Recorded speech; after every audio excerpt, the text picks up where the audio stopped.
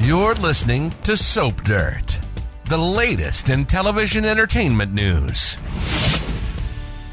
Hey, GH fans, it is Belinda from Soap Dirt, and I'm here to unpack the big, stunning reveal about FBI agent John Jagger Cates, Jason Morgan, blackmail, murder, and a huge agenda. There is so much to talk about, and it's all so very exciting.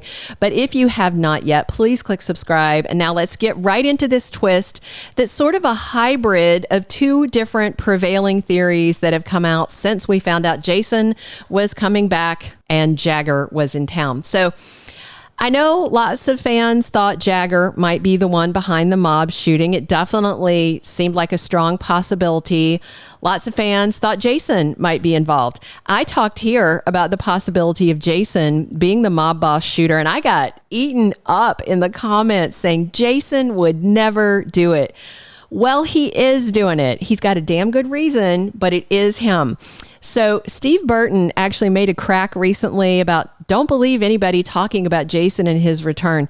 But after all this came out, I don't think we can believe him either. Burton very specifically said his return is, quote, not what people think.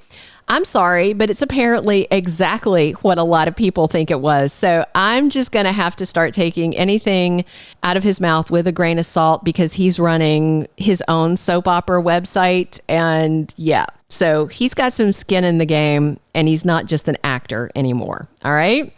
He's playing soap journalist, and that means something else to me. Anyway, here's what viewers just found out if you are not current on your episodes. Spoiler alert. Jason offered a few, but very scant details on where he's been the last 2 years. Michael did mention the tattoo, but he didn't address that.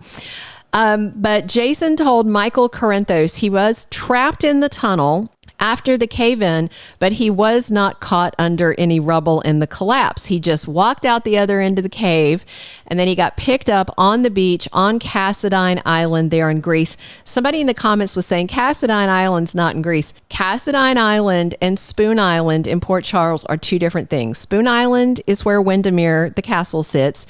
Cassadine Island is in Greece, and they've got a big mansion and all kinds of stuff on that island. Anyway, Jason said he was taken to this windowless room and basically made an offer he couldn't refuse.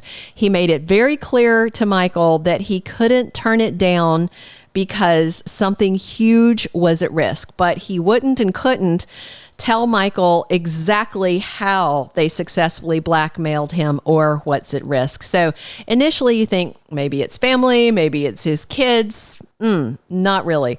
But then at the end of the episode, we saw it was John Cates, aka Jagger, who had his people pluck Jason off the beach.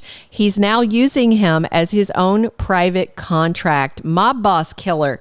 The big question, of course, why is Jagger after all of these mob bosses? What is he using to blackmail Jason? And how does this tie into the whole ghost and stone clues that we were given? I've got answers for a lot of that.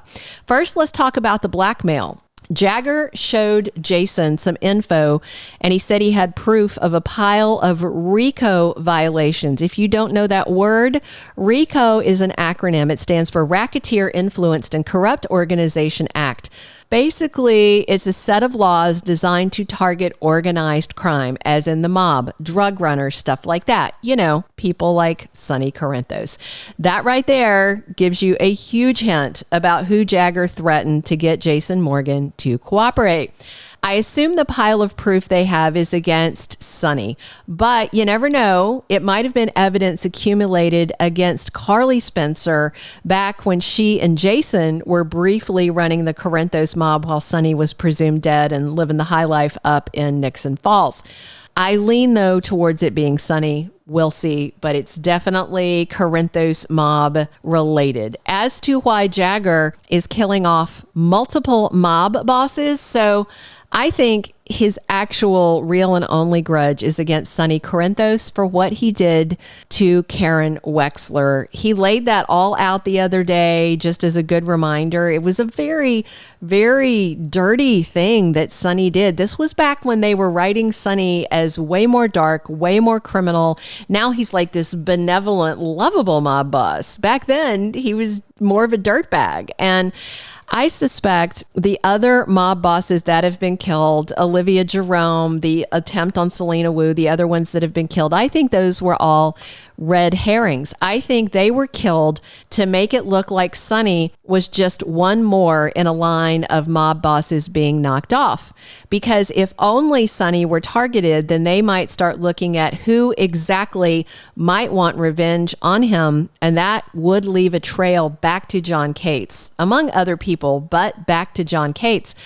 But Sonny being just one on a list of mob bosses targeted for death kind of leads away from Agent Cates and more toward possible mob enemies or mob competitors looking to take over territory. Or maybe Cates wants Sonny and all mob bosses like him wiped out. And obviously, this is tied back to WSB stuff. Maybe Cates didn't want like stolen FBI weapons used, so he's making the WSB a pawn in his little scheme. Either way, it's clear John Cates' primary target is Sonny. He still hates him for what he did to Karen. We know that. It was inexcusable.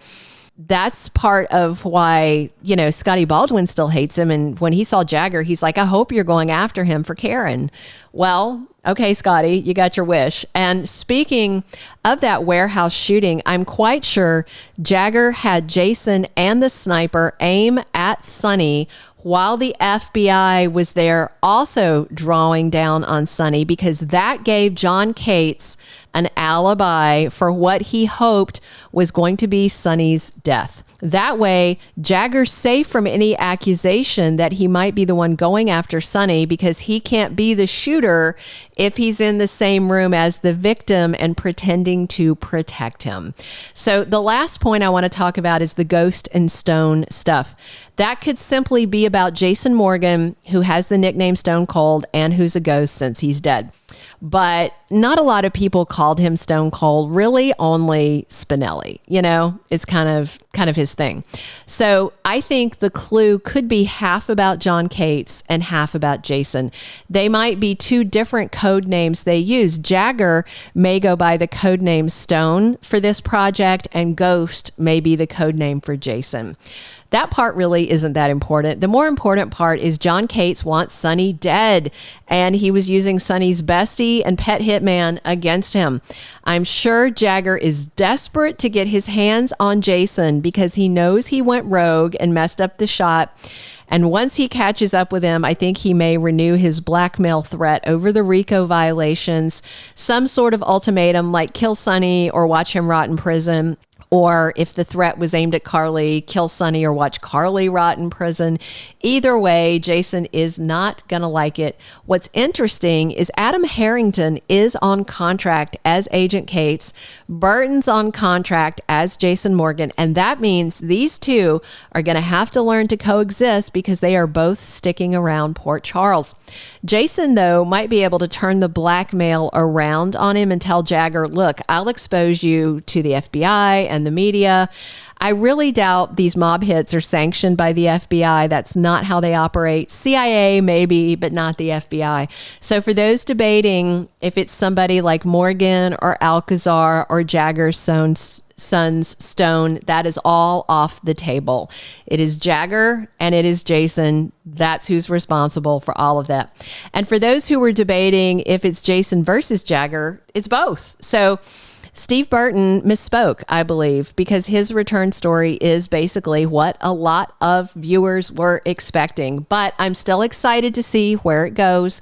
They've got my attention. They've got the viewers' attention. Ratings are up. So GH ratings did spike the week of Burton's return among women aged 18 to 49 and women aged 25 to 54. Their two key demographics, General Hospital outdid Bold and the Beautiful in both of those age groups to take second place, and they were pretty close to Y&R, which has been number one forever. So their gamble with rehiring Steve Burton to play Jason is working so far, and we'll just have to wait and see how it goes. Drop your comments on what you think about this Jagger reveal.